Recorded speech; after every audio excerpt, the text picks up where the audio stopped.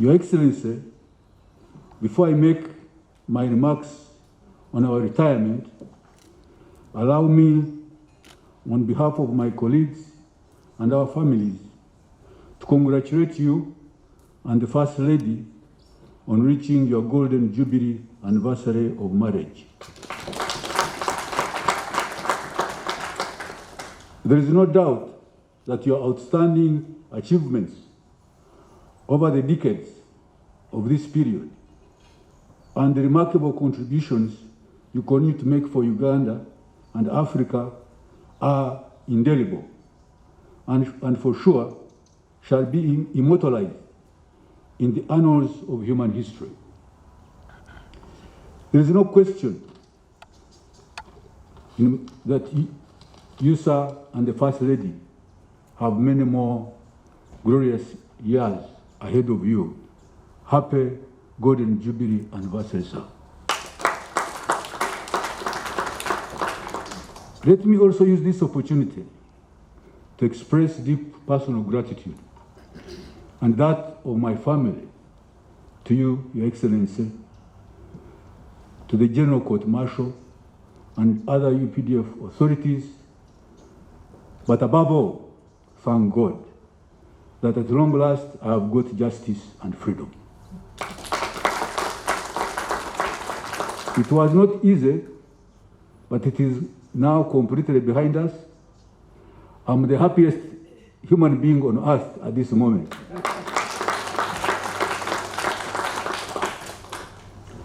I would, however, be remiss if I don't mention with appreciation the support I regularly got from the UPDF leadership during this period on your authorization.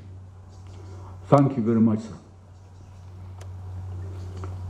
Your Excellency, turning to our retirement, I'm honored, privileged, and very happy again that I was chosen and given this opportunity in your presence to speak on behalf of my colleagues at this historic milestone in our lives as we transition from active military service to retirement. But before I go further, let me thank you again on behalf of my colleagues for this very, very colorful, dignified send-off ceremony and the generous gifts befitting, I believe, befitting generals. This is really incredible and a big surprise to some of us. We thank the organizing committee, excellent organizing committee, for putting all this together. Undoubtedly, sir, as you obviously must know, we have mixed feelings, having been part of and served for a very long time in the heroic NRA/UPDF, contributing at different times and in various locations in modest and varied ways to the struggle that changed the course of history of our country and the Great Lakes region and beyond. Therefore, as we leave the force, there is a deep feeling of nostalgia as NRA UPDF had become our family, especially with the old soldiers like me and the Lieutenant General Waswa, who were part of it all from the very beginning. It should also be understandable that we have phobias and uncertainties as we step into the unknown, although the Jacobs the other day tried to be a political commissar and reassure us that all will be well. As we contemplate with trepidation what awaits us. Since for most of our active and adult lives, we have known nothing else but service in the military and security. However, we are consoled and we thank God that unlike the time we joined, which I believe some of us who are old enough could remember, was a time of duka duka. Others even leaving the country. At least we don't have to have that fear, because today the country is stable, is secure, and is peaceful and full of opportunities.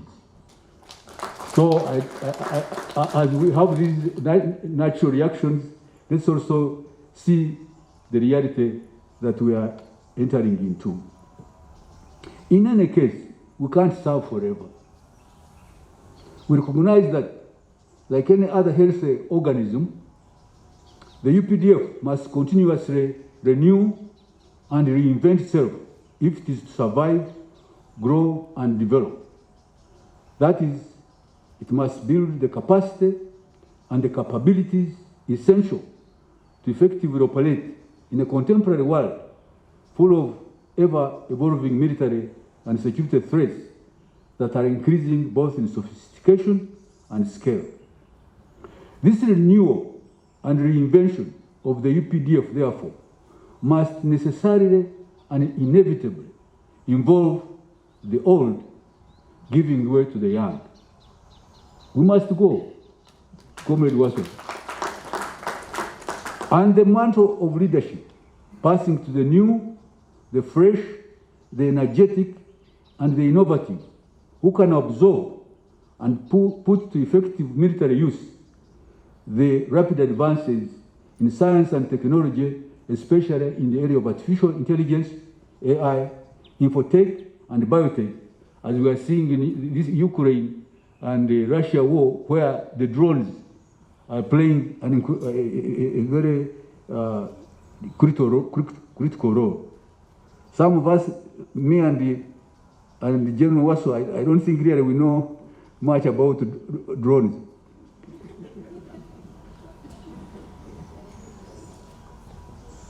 I even had a difficulty learning how to use the SMS on this small kibiriti until my children taught me how to use it. As we leave active service, let me also take this opportunity to congratulate my colleagues for your respective honorable service to the UPDF and the country, and for being recognized and honored as such by our Commander-in-Chief. I wish you all well, comrades, as we embark on the next stage, the next phase of our lives. Similarly, let me at the same time pay heartfelt tribute and salute our respective families, including close friends, for your patient and unwavering understanding and support throughout the course of our service, particularly when things got really tough. As you know, a life of a soldier is a life of a nomad, hardly at home. Yet, you stuck with us. You did not leave or abandon us. You stayed. Indeed, without your solid, often unquestioning presence, it would have been quite difficult for us to work, let alone achieve anything worthwhile in our lives. We thank you, our families, wholeheartedly.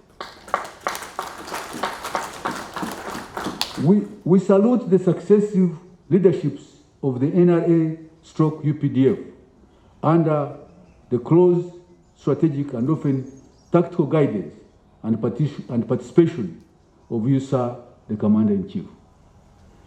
Under your stewardship, the NRA/UPDF has, in a few decades, transformed from a small guerrilla force in the jungles of Royal Triangle to a formidable force possessed of impressive capabilities, characteristic of any modern military anywhere else in the world.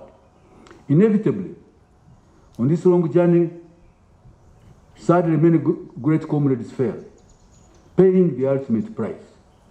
And we and the country owe them eternal gratitude. May the good Lord keep their great souls in eternal peace. In the course of our respective deployments, we lived and worked with many colleagues. Once again, let me take this opportunity on behalf of the retiring generals and thank and salute all the comrades with whom we served. As we leave, sir, we are particularly impressed that the UPDF continues to be respected and trusted by the people of Uganda, Africa, and beyond, not to mention the invariable contributions and sacrifices that our soldiers continue to make in different countries, especially in defense of our African homeland. We also congratulate you, sir, and the UPDF leadership, as well as the Minister of Defense leadership, for impressive strides being made in addressing such issues as the welfare of soldiers, especially in healthcare and housing. In a special way, Your Excellency, we are and shall be eternally grateful to you for giving us the opportunity to serve and contribute to the struggle that not only saved the country from being a failed state in 1985, reversing the negative destructive course from 1966 where we were headed. And since 1986, you have been directing the country onto a solid and progressive path up to today. No doubt, driven by a revolutionary vision and zeal of establishing a secure, stable, and prosperous future for our people, not only in Uganda, but in Africa as well. In particular, we thank you for being an inspiration to generations of Ugandans from your early student days to date.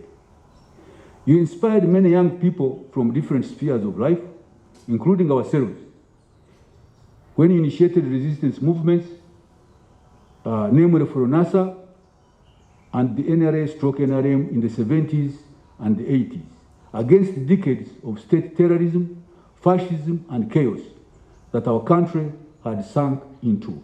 Many times, people forget this. Notably, your efforts and the success of our resistance struggle. I'm very, very proud to be called a resistance officer. Thank you very much, the UPDF leadership.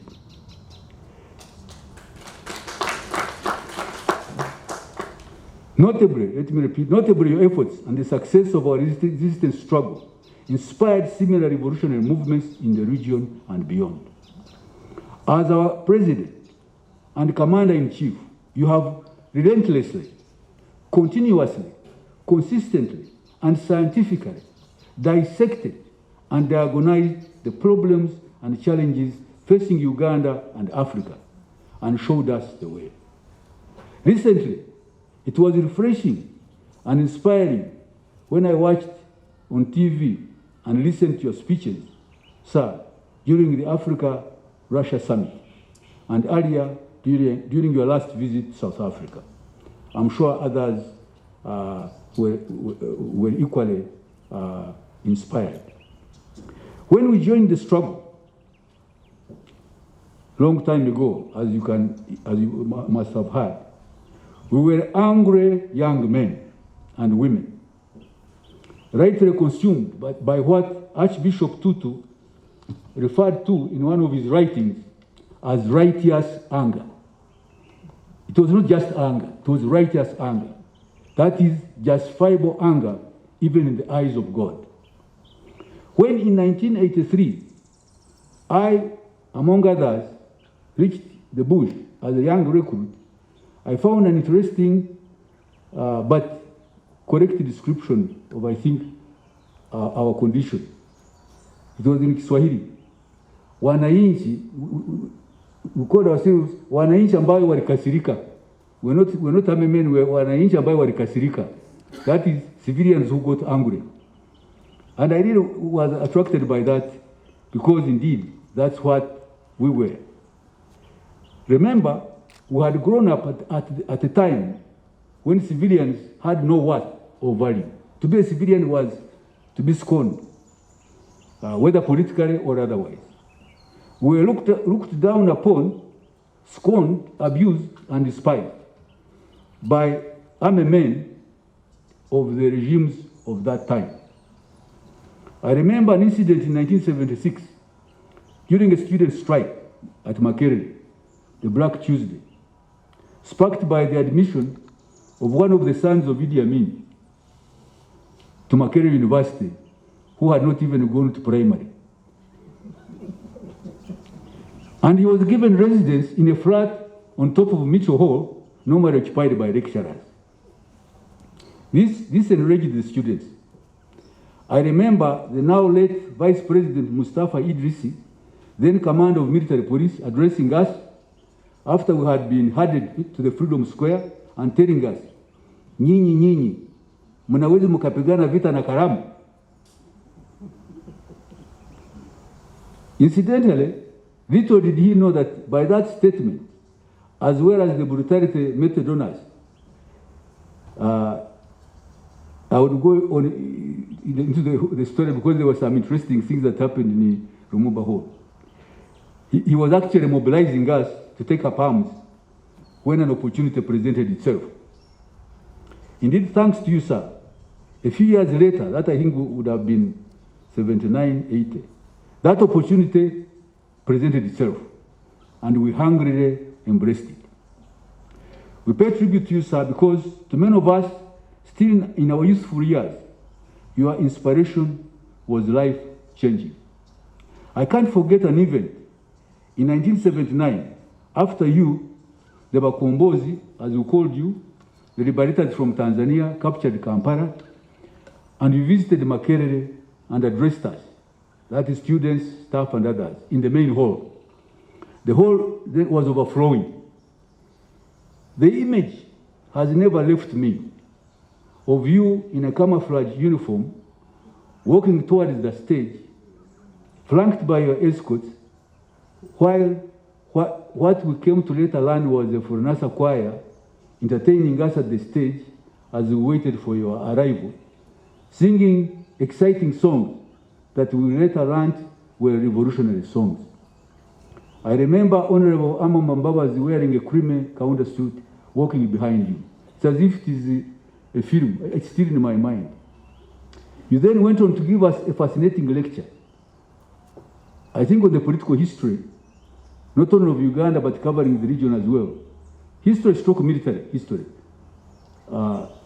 It was all new and refreshing and exciting and uplifting to us students who were listening to you. What particularly left an indelible mark on us was seeing an accomplished intellectual in a military uniform delivering a lecture to university students that was so remarkable, full of new knowledge, and especially a fresh and profound interpretation of our history that we had never had before. Remember, our generation had grown up at a time when a military uniform symbolized primitive brutality, mediocrity, failure. They would always say that whoever had failed anywhere else would go, their place was the army. And uncouthness, among others. The army was then dominated by such mad characters as the Maria Mungus, the Kill Me Quick, the Butabikas, to mention but a few. So, we students, seeing and hearing you in military uniform, speaking as you did that day, was to us indeed unbelievable. It was almost a miracle, because the language of the soldiers was completely, you could not imagine an intellectual in uniform. More important, it was life-changing. Indeed, the event left deep and long-lasting impression on many of us, and was to determine the life choices and the path that many of our lives eventually took. Incidentally, this was at a time when those of us in student leadership at the university, indignant at the injustices and indignities that the country was going through, were looking for a way out. I remember that time, now Justice Butera, our Deputy Chief Justice, then Speaker of Lumumba Hall, had narrowly escaped death and fled to Dar es Salaam, Tanzania. For us, after our exams in 1978, I was in the Faculty of Law, and as the war against Amin raged, now Honorable Major General Jim Mwezi, Comrade Jim, myself, the late Major Dr. Peter Bayingana, who died in the RPF war, after joining the bush and serving in NRA, the late Kaviji from Rukungiri and another comrade, I think Kabazere, who was murdered by the UNLA with our hero, the late Sam Katabarwa, we mobilized ourselves and approached the Cuban embassy looking for military training because we didn't see another way out. But then soon you arrived, and it was then no longer necessary. In 1979, while as students at the Law Development Center, Comrade Jim, then our classmate, who had important links in the UNF government, we were told, with especially the late Paulo Mwang, informed us that there was a program of recruitment of police cadets and that they particularly needed lawyers. I, along with others, were enthusiastic and registered. From our class, this included now General David Tinyefuza, Karugaba, who later became Director CID, and another Mulindwa, who I don't know what happened to him. Others from other faculties included Odomel and Kisembo, who later, under NRM, became IGPs.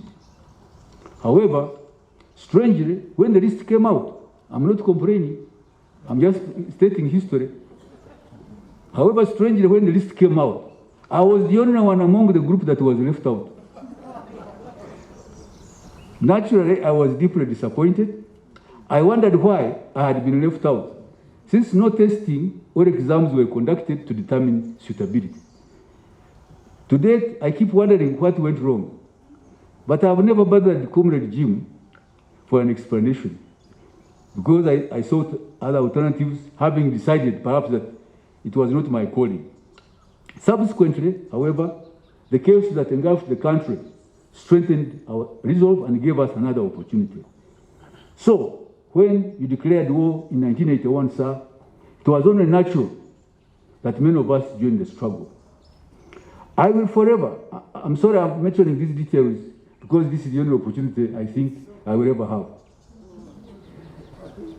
I will forever be grateful to my comrade, the late Ambassador Benny Matogo, who in 1981 introduced me to Mzee Matthew Chikeire, then chairman of the NRM External Committee, who was visiting London at the time. He interviewed me in a cafe at Cumberland Hotel, London, and I'm sure was satisfied because he really saw my anger. I still had my anger. Because I was later told that he recommended me to you, sir, as we were passing through London on your way from and to the bush. Later, in May 1982, after my graduate studies, I joined other comrades, and we embarked on our long journey to the bush. This included Honorable Tom Butime and Honorable Mushega. There are many others alive and others dead. Actually, at least I know Major General Ruashand is here. He can bear witness to our journey, which was not easy. Today marks about 41 years since that day for me. I thank God and I thank you, sir, for the opportunity and the privilege to serve when our country needed us. I must apologize to my colleagues that I have dwelt at length on my own story. I know you have individually richer, more interesting and heroic experiences which you would have recounted had you had the chance. I'm sure one day you will. But I have narrated all these anecdotes to illustrate the historical impact, which I think you may not even realize, is that your inspirational leadership has had at the time and continues to have. And for that, we pay tribute to you, sir.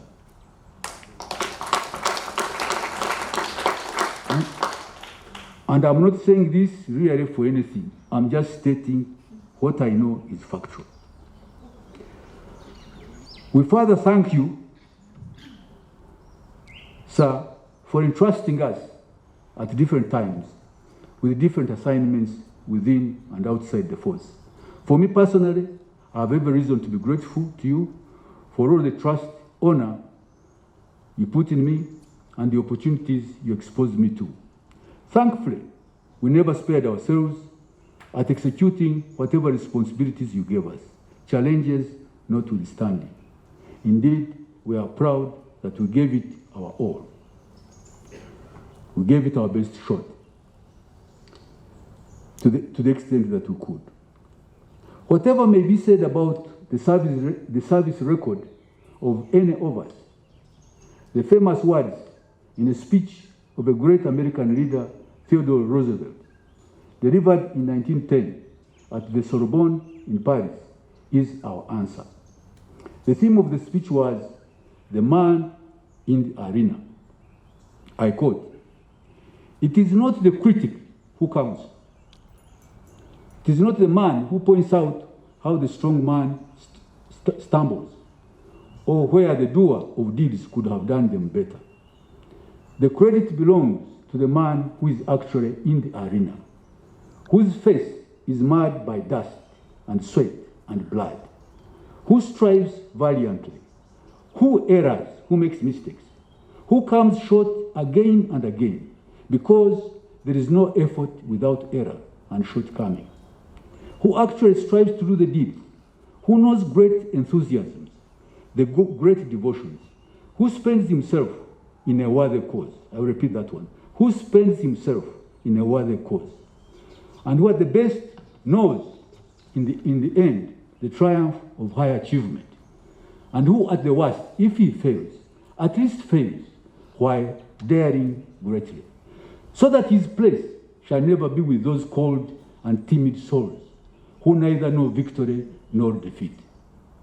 So, comrades, as we retire, we should be proud, for indeed we are the man in the arena. For without a doubt, we spent ourselves serving a worthy cause, and our place shall never be with those cold and timid souls who neither know victory nor defeat. The great Caribbean Algerian revolutionary, Dr. Frantz Fanon, wrote, and I quote, "Each generation must discover its mission, fulfill it or betray it." Equally, as we retire, I want to believe we have reason to be proud that by choosing the patriotic path and joining the struggle in the jungles of the Rural Triangle, and later in government, fighting all sorts of insurgencies in the different parts of the country, as well as fighting local and international terrorism, not to mention contributing in other ways to the building of a secure and stable state. We, in fact, by that choice, that patriotic choice, discovered the historical mission of our generation and made modest contribution to its fulfillment. Certainly, we did not betray it.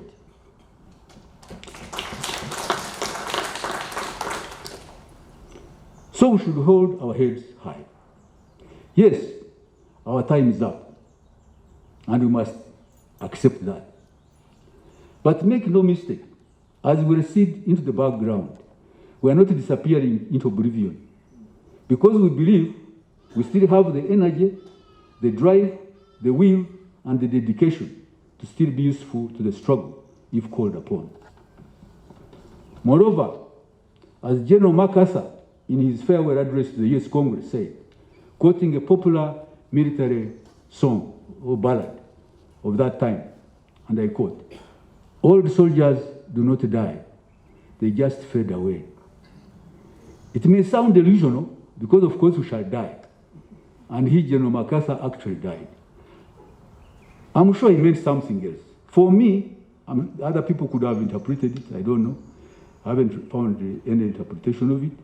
For me, I think what he must have meant, and which I agree with, is this: that when the cause is right, the strategy is right, and the leadership is right, that cause for which an old soldier dedicates the best years of his or her life endures, and in that sense, therefore, he or she lives on.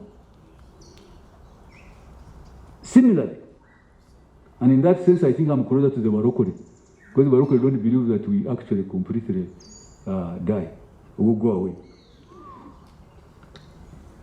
I believe all the comrades who gave their lives for the country are seated beside God, Jesus and God.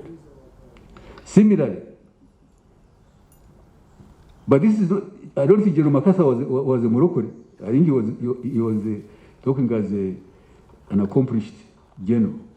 Similarly, because I believe our revolutionary cause, that's the struggle of transformation of the conditions in our country, especially improvement of the quality of life of our people, a cause to which we dedicated our youthful and best years of our lives. And as we have faith in the continued revolutionary leadership of our country, that revolutionary cause shall endure. And our patriotic spirit shall live on, even as we, old soldiers, fade away. We therefore call upon the young commanders and leaders of the UPDF to keep on the fight, building creatively and innovatively on, and not betraying the heroic legacy of the NRA UPDF, avoiding to retreat from the invariable bridgeheads that we have achieved in our struggle, especially the revolutionary achievements of the People's War, while of course not neglecting to draw lessons learned from what we failed to achieve.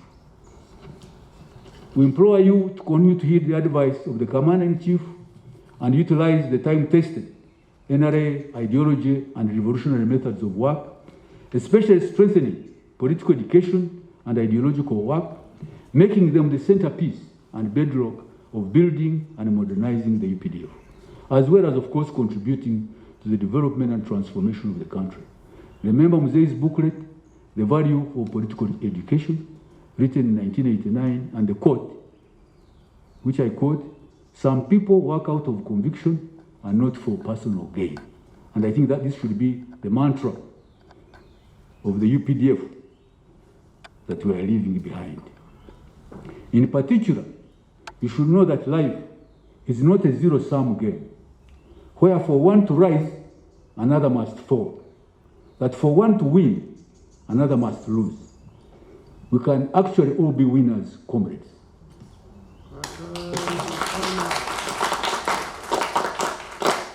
Finally, let me leave you with the words of the great revolutionary leader of Mozambique, the great African hero and Pan-Africanist, the late President Samora Machel.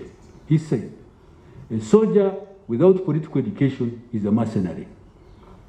We implore you, comrade generals, to ensure that the UPDF soldier remains a patriot, conscious of and working out of conviction of the correctness of our cause, for which he or she is fighting and for which many lost their lives. Inspired and driven by patriotism, that is love for our country, our people, and our African homeland, as well as our African brothers and sisters. We wish you well.